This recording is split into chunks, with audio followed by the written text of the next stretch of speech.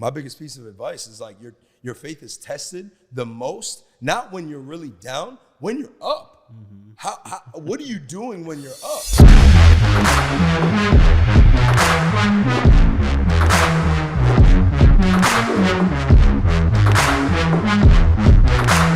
Hello everyone, and welcome to another episode of Unleash Your Power. I'm your host, Jeffrey Pinzon.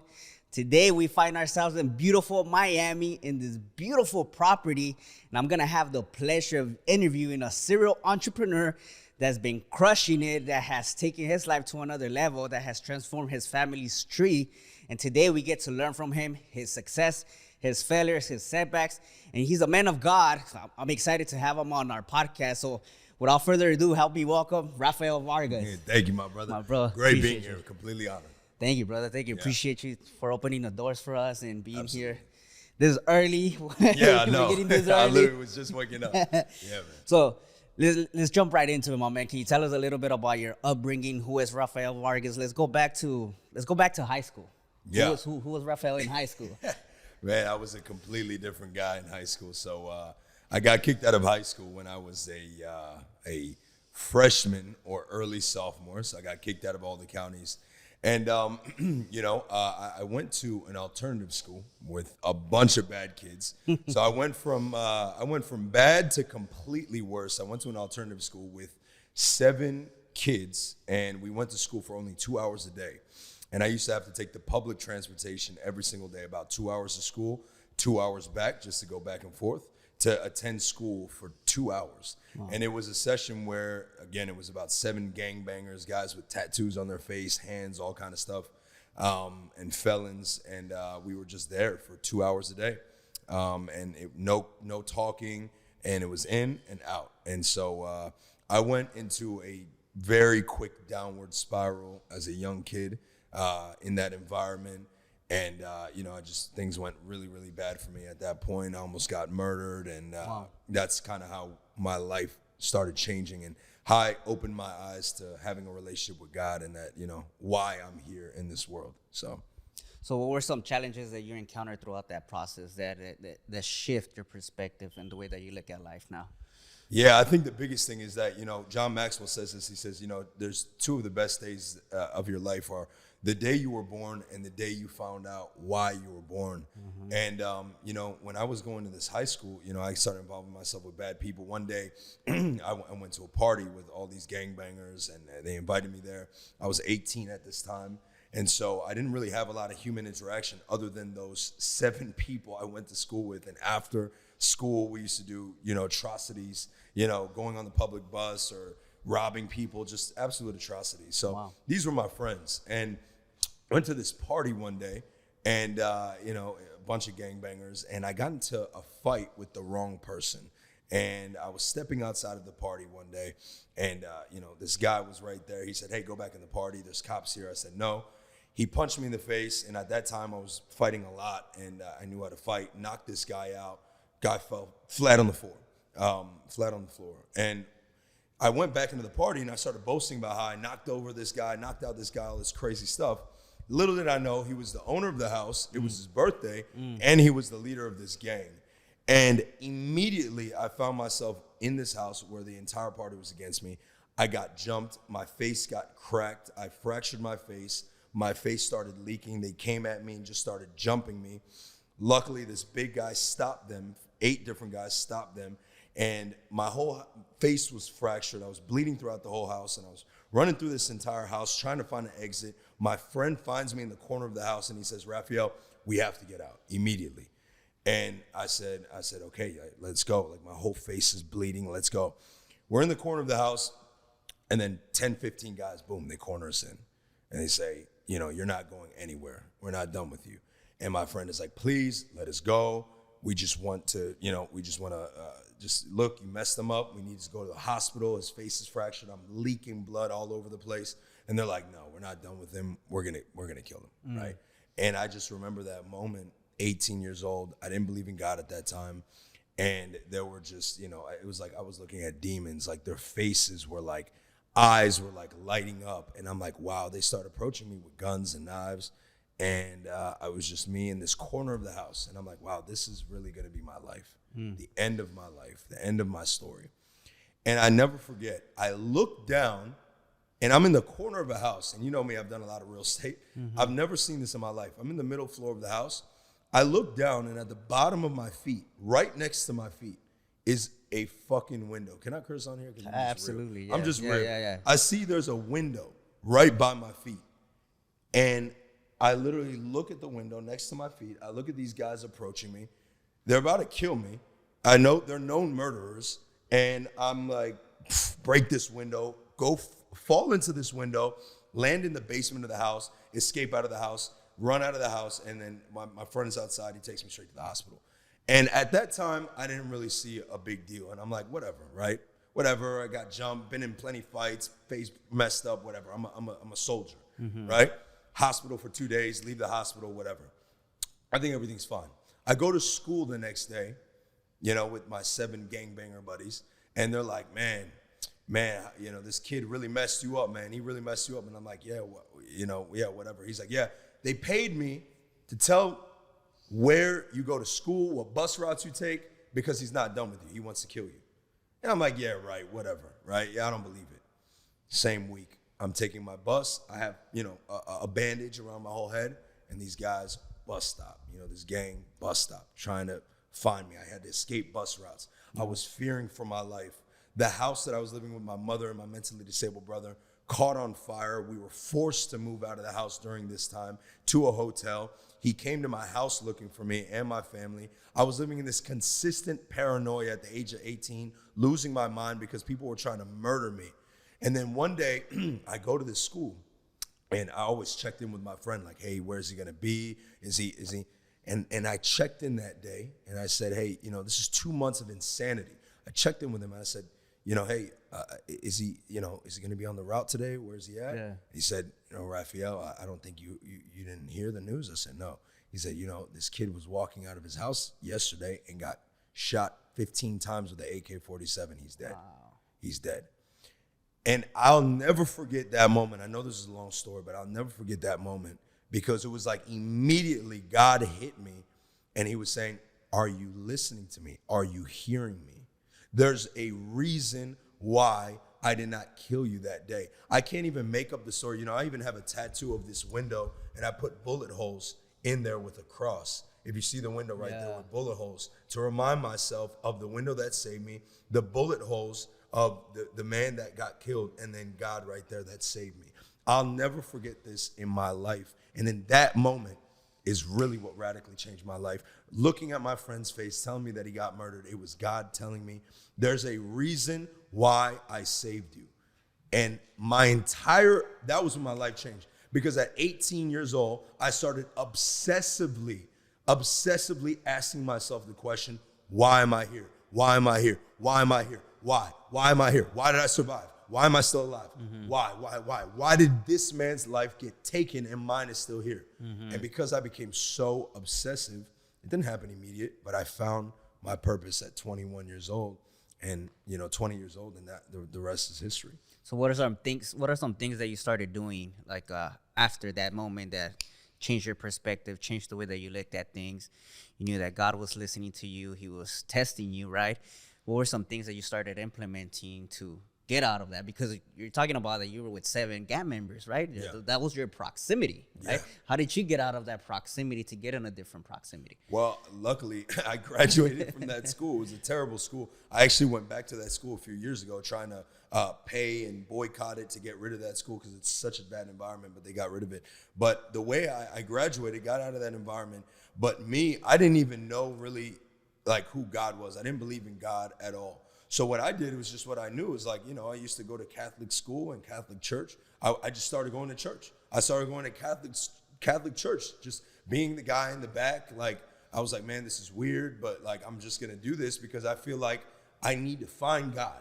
Like, I feel like there was 100% of God. He specifically grabbed me out of an evil situation and he saved me. So I went to Catholic church and I just didn't feel like there was connection with God there in that environment. But I kept going. And then I went to a Christian church, and that's what really started my path of like reading the Bible and learning about the Bible, all these things, and meeting with pastors, and yeah, man. So that's what happened. What were some verses that impacted you from the Bible? I think, the one that I have tattooed on me, Matthew 12:14, many are called, few are chosen. And I truly believe that God calls almost all of us, but we have to listen to God's calling, because God called me. He called me, but I chose to listen to what God was telling me, and he chose me because I opened my heart, I opened my ears, I opened my mind to God speaking to me. He chose me. And I truly believe that everyone has the opportunity to be chosen, but we must ask God to choose us. We must open our hearts. And that's the verse that stuck with me, because when I almost got murdered, that was what I felt like. He chose me because I opened my heart for him. Wow, that's powerful. I love that quote. Yeah. Love that verse. So how did you start your entrepreneurship journey? Like what were some stuff that you started?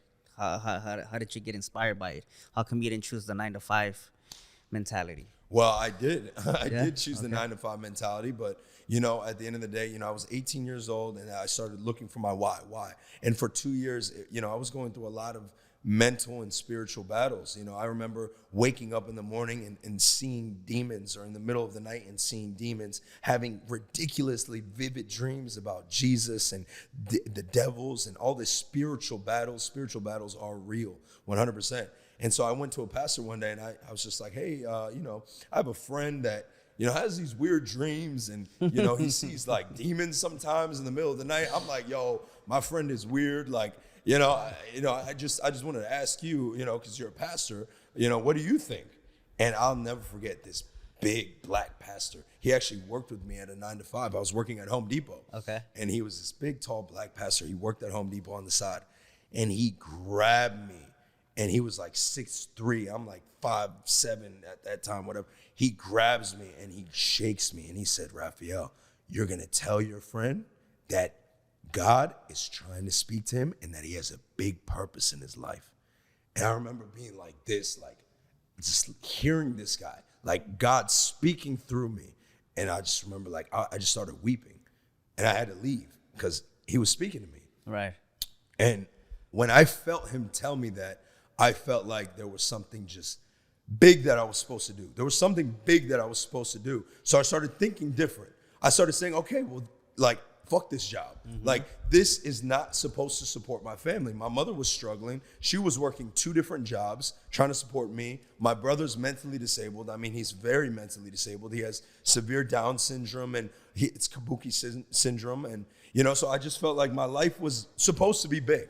And so I started asking, like, looking up things, how to become rich and successful, and looking these things up. And then I went to another job in sales as a dental office in sales. And this guy walked in one day and he looked rich and he drove a BMW. That was rich to me. You know what I mean? A BMW. Yeah. And he was spending like $10,000 on his teeth because I was there at the dental office and I saw it and I'm like, oh my gosh, $10,000. Like, blows my mind, you know what I mean? 10,000 at 20 years old. I'm like, what do you do? He says, oh, I'm a real estate investor. I'm like, really? I'm like, I remember I begged him. This is probably against all kind of HIPAA laws or whatever. I took his number from the system. I remember texting him like, dude, can you teach me? Like, this is just young Raph, like blind, like guys at 20 years old, I'm 31. 20 years old, like YouTube wasn't as prominent. There was like barely any IG. Yeah. Like seeing all success wasn't like that. Yeah. So I had to just like find it where I could. And this guy's like, I'm begging him. And he's like, no. And then finally he's like, all right, fine. Pay me, $4,000 or $3,000 and I'll teach you everything. And dude, I mean, I remember I had like maybe $1,000 to my name at this time from like selling drugs and like little cash here, whatever. And that I saved from back in the day. But I had like music equipment. Like I wanted to become a producer. And I remember that decision. I was like, damn, I had all this music equipment, thousands of dollars worth of music equipment. And I'm like, I either give up my passion to pursue money and wealth to help my family who's struggling, or I continue down this passion. And I was like, fuck that. Got rid of everything. I had like Jordans, got rid of these Jordans. I got rid of all my music equipment, everything. I sold it all, got $4,000, $3,000. I'm like, do I have $3,000? Will that work? And he's like, yeah, whatever. Takes my $3,000, right? He's like, come over to my house. I come over one day. We have like a 30-minute session, and he literally like, just what is real estate wholesaling, right? Real estate wholesaling. Oh, take a contract, flip a contract, boom. But I'm like, I'm like, what the fuck? I don't understand any of it. And he's like, all right, next session, we'll have another session another day. I'm like, all right, cool. I'm like, ready for the next session. Blows me off. Takes all my money, teaches me that 30-minute session, the most basic concepts of real estate wholesaling, and that was it. And, he robbed me. He straight robbed me. And now I'm right back to zero. My mother's like, I told you, you should have never did it. Because I remember I was like, Mom, I'm going to learn real estate. She's like, you'll never do it. You'll never be successful. I'm telling all my friends, you'll never do it. You'll never be successful. And then everyone was right. Guy robbed me. You see, he go back to your job, all these things. How did that shit make you feel? Like, oh my God. I mean, at the time. Your mom telling you that. My own mom. I mean, it was just me, my mom, and my brother in the house. And things were so tense because financially we weren't good. My brother was at home alone, pacing around for 10, 12, 16 hours a day. I used to have to make peanut butter sandwiches and then go to my job. My mom would have to go to her job and she was going to school. I mean, we were really hard. It was hard. It was hard for us, emotionally, financially, all kind of things. And then for her to come at me, my only person that I, wanted to support me, she didn't support me. And, I had all my friends, I'm telling them, and they're like, you're crazy. You'll never do it. You'll never be successful. And it just built this anger inside of me. And I went to God about it. And I felt deep in my heart that he said, this is the beginning of your journey. This is where you're going to go. Start here. And I said, okay. And I just went full-fledged, full knowledge mode, YouTube mode, books, studying, rethinking my entire, reshaping my entire mind frame about success. and the rest was history. Wow. Yeah. So how, fast forward from that moment to getting your first deal, what did that look like? Oh my God. It was super tough. I mean, it was 9 months of complete agony and fighting with my mom literally every day. I quit my job. I told my mom, I'm like, I'm going to quit my job. I sold my car to get more money. And I said, I'm going to quit my job, Mom. I'm quitting 100%. 100%, I'm quitting my job because this is what I'm going to do. She thought I was absolutely insane. So every day we'd be fighting. So I was fights with my mother every day to help pay the bills, to help this, to help that, to go get a job, to go back to college, all this bullshit. And it was me running in the basement and reading books. I mean, countless books, watching countless YouTube videos, and then cold calling, because that's what I learned, the cold call, skip trace list, and then cold call. And I don't want to say I'm the founder of cold calling, but dude, I'm one of the founders of cold calling because no one was doing it. Everyone was mailing at that time. All I saw on YouTube was mail. That's all I was seeing. Everyone, direct mail, PPC. I'm like, dude, I'm going to use this TLO because I had access to TLO before TLO was TLO. And I got put onto it by one of my mentors, Todd Toback. Never forget you, Todd Toback. Incredible mentor that helped me. but that was after my first deal. But I got Todd Toback just from YouTube would talk about skip tracing. So I'm like, dude, all these people to get the address. I'm like, dude, get the number. So I got the number. I started calling these people all day, every day, calling. And dude, I just would fail and fail. From 8 o'clock to 8 p.m., I'd fast. I didn't have any food, any drink. I would just be cold calling all day. And then in the morning time, I'd go to the gym, I'd fast, and then I would read all night, like until like 2 o'clock in the morning and wake up right back at 5. I remember going like 3-4 days some nights with literally no sleep because I would just go so hard. I had this spirit of God inside of me. Mm-hmm. And I just remember during these 9 months of grueling agony, I had crazy dreams. I remember one day, like I was down to my last $16. I mean, down to my last $16. And I had no more money. And I was really, really struggling. And it was 9 months in, not closing my first deal. And I was just like, damn, God, like, this is it. Like, I really need to go back and get a job or do something because I'm down on my last.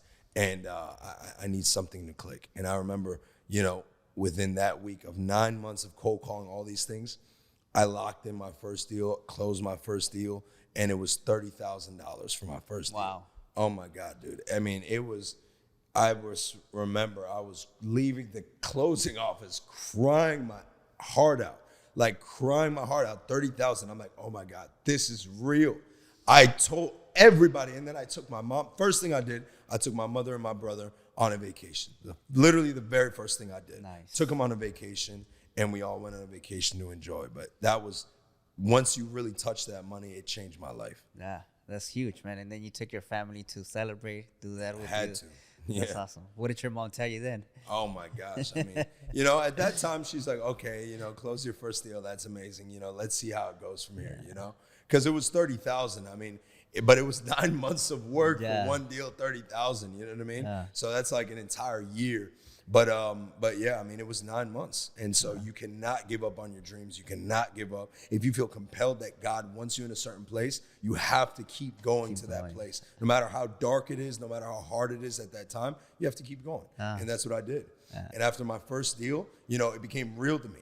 And then I started learning the systems and mastering the systems. And then I just kept growing and growing and growing. And I remember, man, 23 was when I made my first real $1 million liquid at 23 years old.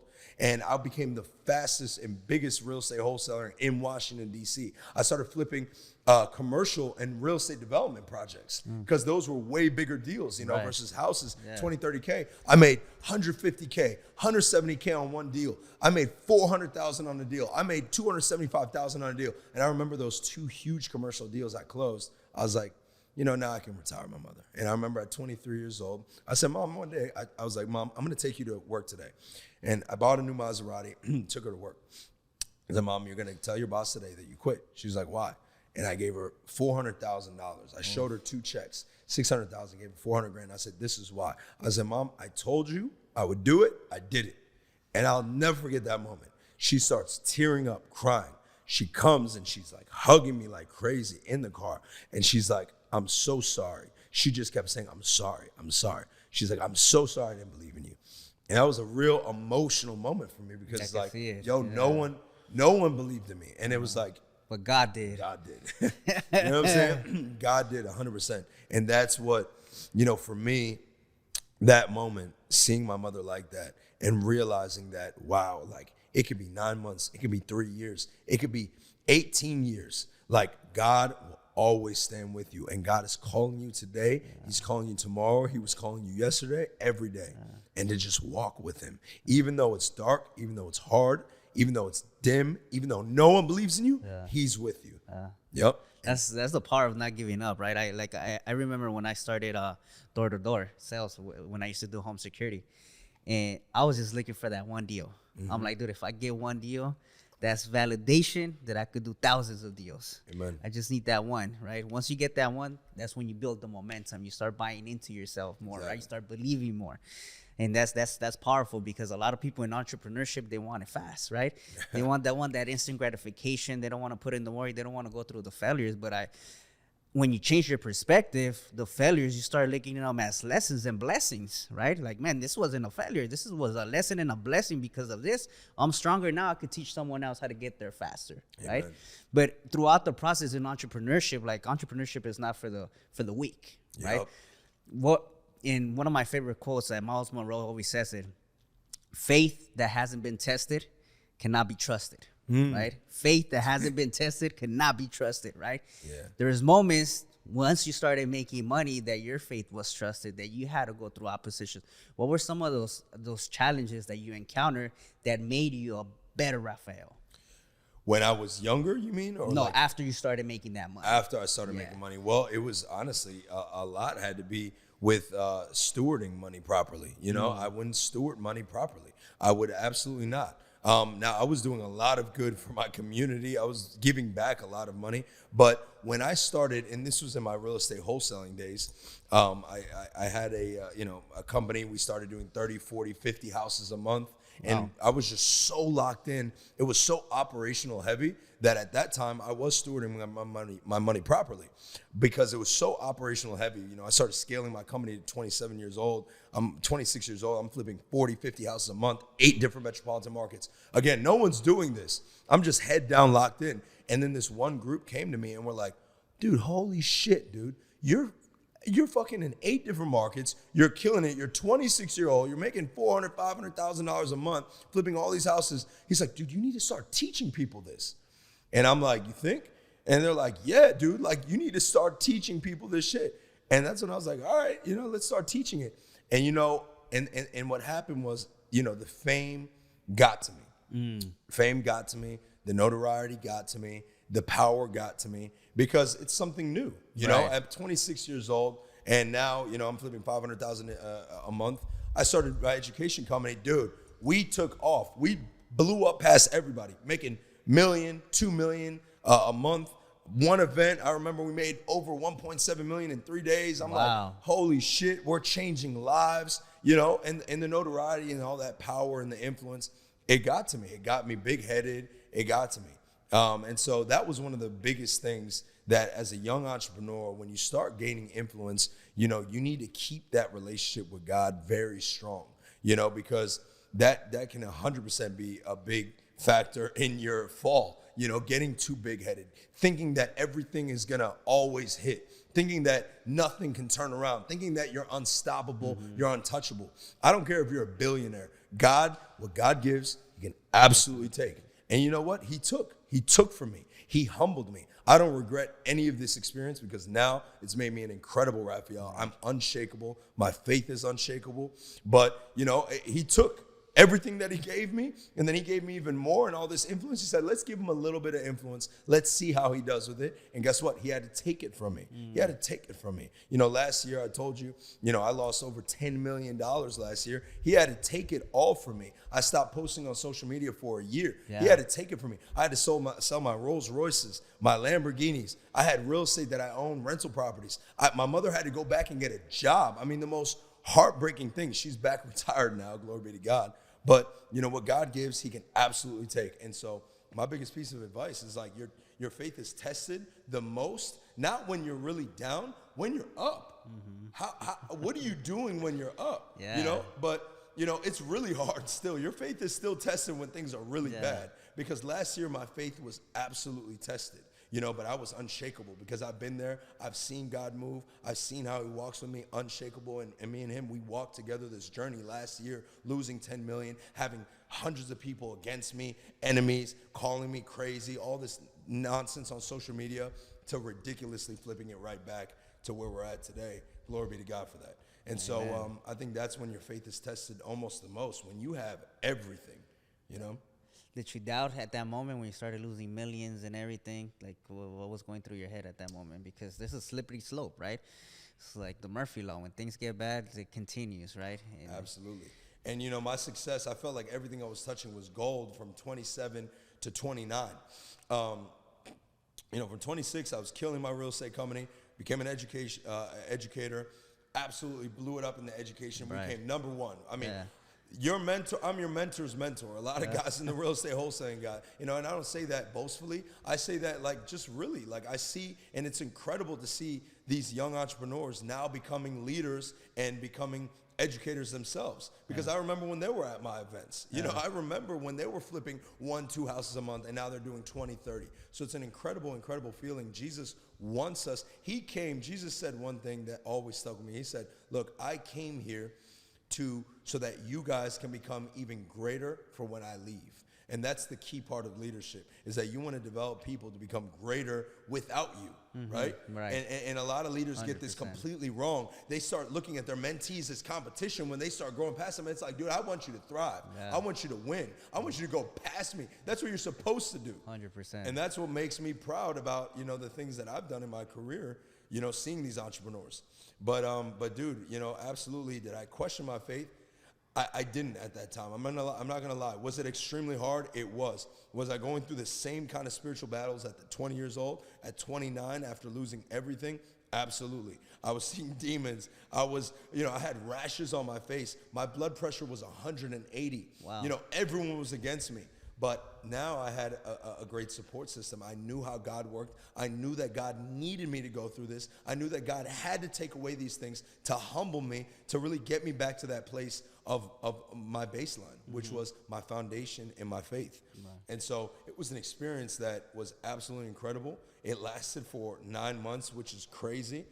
kind of the same amount of time at 20 years old, 9 months, that losing that $10 million first of dollars. Yeah, 9 months of a loss and incredible, like, again, stress and losing everything. I couldn't pay rent. Mother had to go back to a job. I got in bad debt. I had to go live with my girlfriend at the time. Shout out to my incredible girlfriend. And she stood by me like right there with me in faith. She invested with me. My girlfriend's a multimillionaire, super self-made boss. She's like, I believe in you. She invested hundreds of thousands of dollars with me. Not 10,000, not 20,000, not 100K, not 200K, not 300K, multiple. Right, and she really stood by me, and I think that's a huge part of my success too. Was having the right woman by my side was absolutely there, but most importantly, having God by my side again, and having that unshakable faith.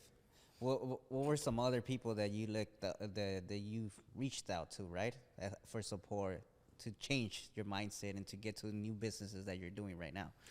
Yeah, man, I just I always keep my heart and mind. I'm a master pivoter. I'm a serial entrepreneur, so I see a lot of entrepreneurs, they're one-sided, like these real estate wholesaler guys, like they're still real estate wholesaling, and I'm like, dude, like, we're making, a couple million. I'm like, dude, we got to grow bigger. You know what I'm saying? We got to go bigger, bro. And in wholesaling, average deal size is 10,000. The market's super saturated. We're in a very weird market conditions right now. I hate real estate wholesaling. It's like we have to become pivoters. The best entrepreneurs and multi-billionaires are massive pivoters. They look for opportunity and they exploit that opportunity. So me, I just had to keep my eyes and ears open to the market conditions, what's happening. And one of the biggest things that I got into was ERC, the Employee Tax Retention Credit, which is what radically changed my life. Tell us a little bit about that for people that don't know that. Yeah, I mean, that's the business model that radically changed my life. And, and not just that, but foreign exchange too. We trade in the markets. I trade my own capital. I don't trade anyone else's. We trade our capital. That's it. But foreign exchange trading, we use AI, passive income. But yeah, ERC is what radically changed my life to get massively liquid. What we do is we help business owners qualify for a free grant. So the IRS, until 2025 of April, is giving business owners up to $26,000 per W-2 employee in free money.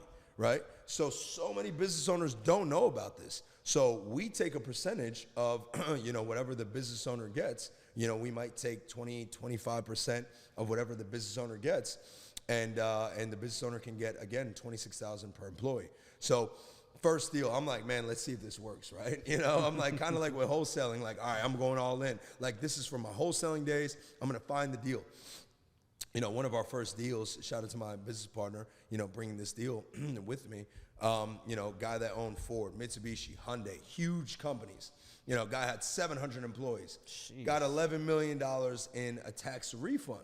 $11 million in a tax refund for all of his dealerships. Because he had a massive disruption during COVID. You have to have a disruption. You can't just qualify any business owner. Right. But I would say about 65% of business owners qualify for this grant. Yeah. So he had massive disruption. Car dealership, he couldn't get cars, so he had a supply chain disruption. So he qualified for $11 million, 700 employees, 11 different companies. So totaling about $11 million. And dude, I mean, we made $2.2 million on that deal. And yeah. First deal.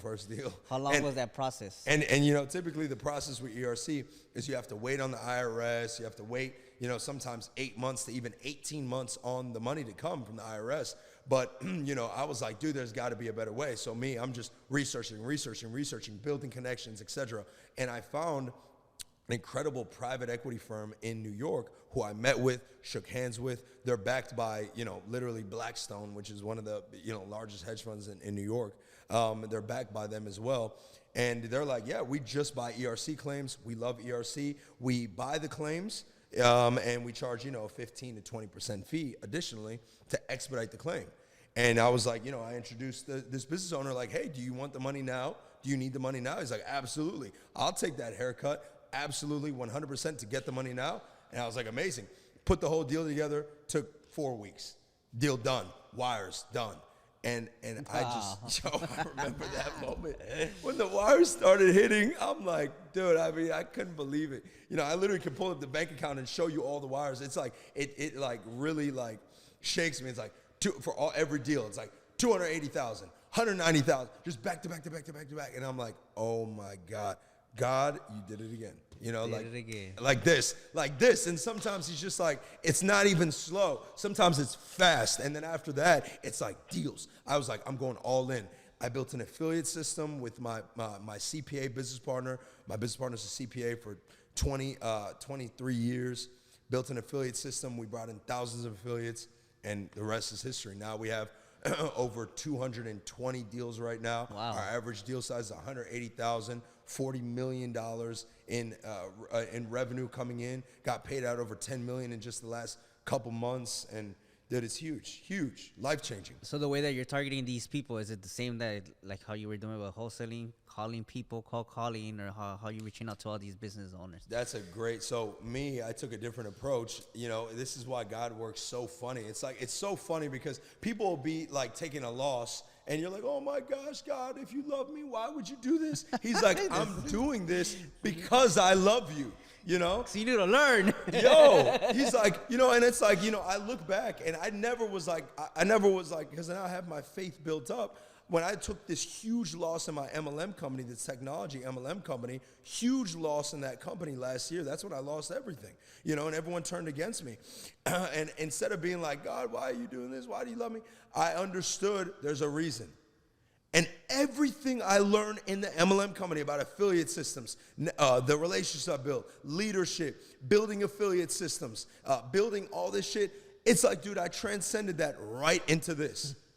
And it's like, oh, that's why I had to lose 10 million to make 100 million. Exactly. You know what I'm saying? And it's like God had to teach me these things in the losses so I can transcend them into this new business model. If I never went into that business, I would have never fucking learned how to master this business ever. Wow. And blown it up so quickly.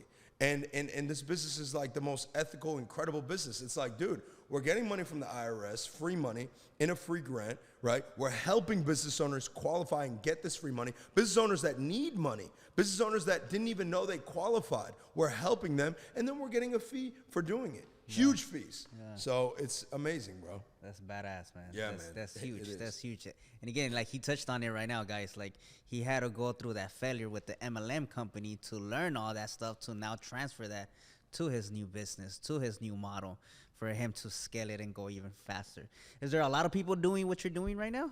I wouldn't say a lot, but there's definitely people doing what I'm doing. To our scale, I highly doubt it. We're killing it, you know, and glory be to God for that. But there actually are, you know, companies that I look up to that are doing, dude, they're making like, oh my gosh, I mean, crazy money, tens of millions a month. You know, we're peons, we're peanuts to them, you know, but as an affiliate, yeah, we're killing it, man. Absolutely. What do you got to do to get to that level? To the tens of millions of dollars a month? Oh my gosh. I mean, just keep scaling the affiliate side. You know, they're doing commercials and, you know, cold calling, all that stuff. You know, we're just doing affiliate systems. So we're like, hey, you know, bring in a business owner that you may know. You may come into our business and it's a free opportunity. We don't charge for it. It's like, hey, just bring in affiliates. If you know a business owner, bring that business owner and we'll pay you a commission.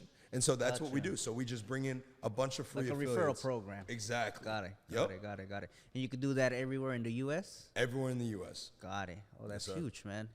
So anybody could be in California sending you a business owner from over there. You get them connected. You see if they qualify, what they qualify for. Exactly. And then, wow, that's awesome. Yeah, that's bro. awesome. We're closing, you know, 6-7 deals a day right now. So it's insane. Our affiliates are amazing. We're all making money, helping people. It's the best. That's badass, man. Absolutely. Yeah. So tell us a little bit about Forex. Like how does that work? Because I'm ignorant to that. Yeah, I love, you know, that's where I started my MLM company, you know, educating people on Forex. Forex is a recession-proof business model. I absolutely love Forex. I love trading. I always trade to the day I die. It's the most incredible thing in the world. The markets it's a $6.6 trillion a day market. So Forex is much larger than the stock market. So I love Forex because it can't be as manipulated as the stock market is, which is only like 190 billion a day in volume. So it's a lot easier to manipulate. So I love Forex. You know, we just trade our capital and we trade. You know, we don't raise any money. We're not a private hedge fund. We trade with our own capital, and you know, we use extremely conservative risk management, and we use pretty much an algorithm. We use algorithms to trade, proven algorithms to trade the euro and USD. So we trade, you know, the euro against the United States dollar, and we just trade small trades. And you literally came in today. When I came in today, I looked at the markets, and literally, like, this is 100% passive. You know, we just use AI technology. But dude, we made $104,000 today, 100% passively. This is our biggest Forex day I've ever had. Yeah. And so we made $104,000 today. I literally woke up because the markets are in London session, which are like 2 o'clock in the morning. So I woke up this morning, AI did it, algorithm did its thing, woke up, and I'm like, holy shit, we made $107,000 today, $104,000 today.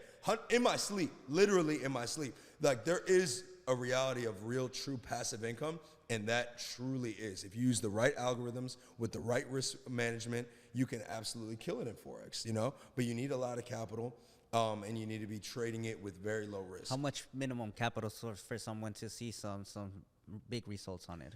Well, I mean, look, at the end of the day, everyone's risk tolerance is different. Yeah. I mean, dude, I know a guy that's taken, you know, $500 to literally like multiple six figures in a couple months. You know, so the beauty about Forex is there's high leverage. Yeah. So, but if you leverage high, you have to risk high. Right. So, like, you know, we're trading with millions of dollars, but, you know, we're not risking that a lot, right? Okay. I could leverage like Make crazy. a lot more too, and right? today, maybe we would have made, you know, 2 million today, right? We could have made 2 million today, but it's like, nope, we're risking very small to make very, very small.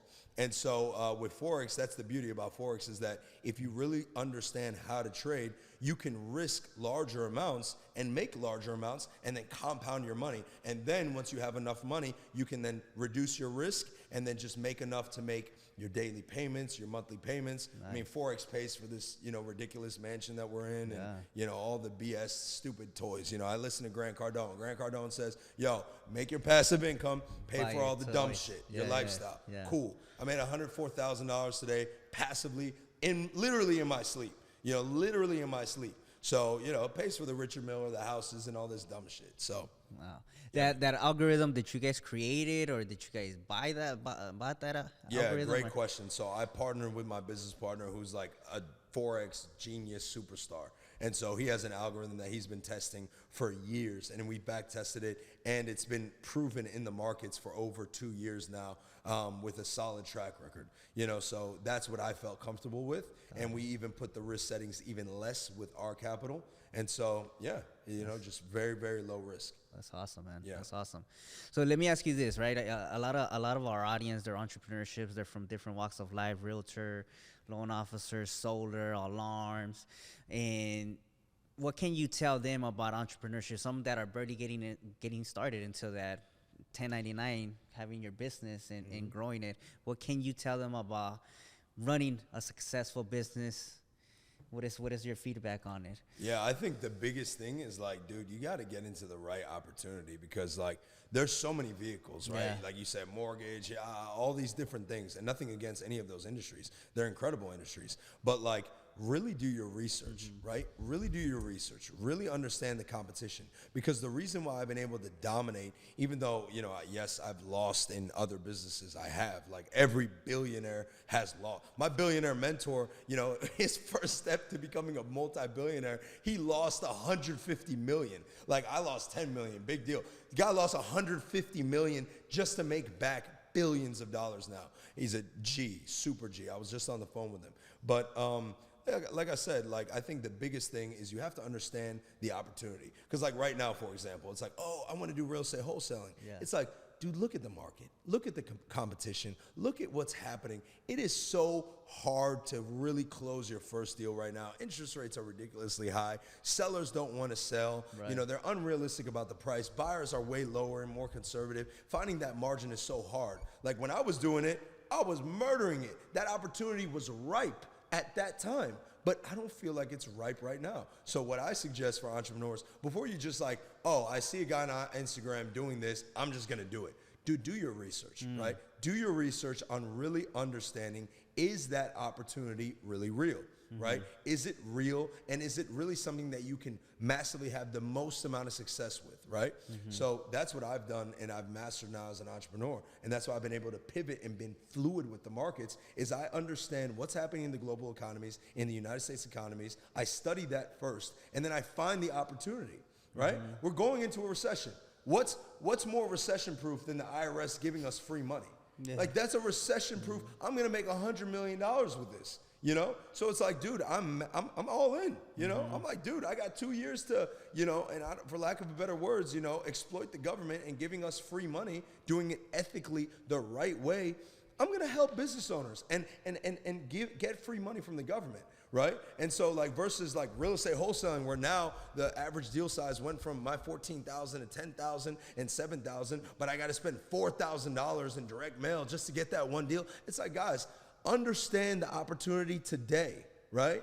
Understand the opportunity today and find those industries that can make you 10 million. And me, like, I think about, like, if it's not a 9-figure opportunity at this point in my life, I'm not interested. You know, just point blank period. Right. You know, I'm not interested. If it's not a 9-figure opportunity, I'm not interested. I don't want to talk about how I can make another million or 2 million or even 10 million. How can we make 9 figures plus, right? That's it. So those are the opportunities that I look for. So make sure that the opportunities that you go into really have the capacity for you to make, like, life-changing generational income. I love that, man. I love what I'm getting from you, because you don't settle, right? Like, a lot of people, they just get stuck, like what you said, for one business. They do it 20, 30 years, and if they fail, that's it. They're like, it is what it is. They either go back to a 9 to 5. But you look at it like, man, like, I gotta be pivoting. And you said something key right now, that you gotta look at the lifetime of that opportunity, because it's going to expire at one point, right? So how can you take advantage in that lifetime of that opportunity to capitalize and then start transitioning and reinventing yourself? That's powerful, my man. Exactly. Yeah. 100%. I love that. Well, any last words, because we're about to wrap up. I know your time is valuable, my man. Anything that you want to tell our audience? How can they reach you? Are you doing any mentorship? If they want to get into Forex, if they want to get into the business of helping business owners get that money from the IRS, how can they do that with you? How can they partner up?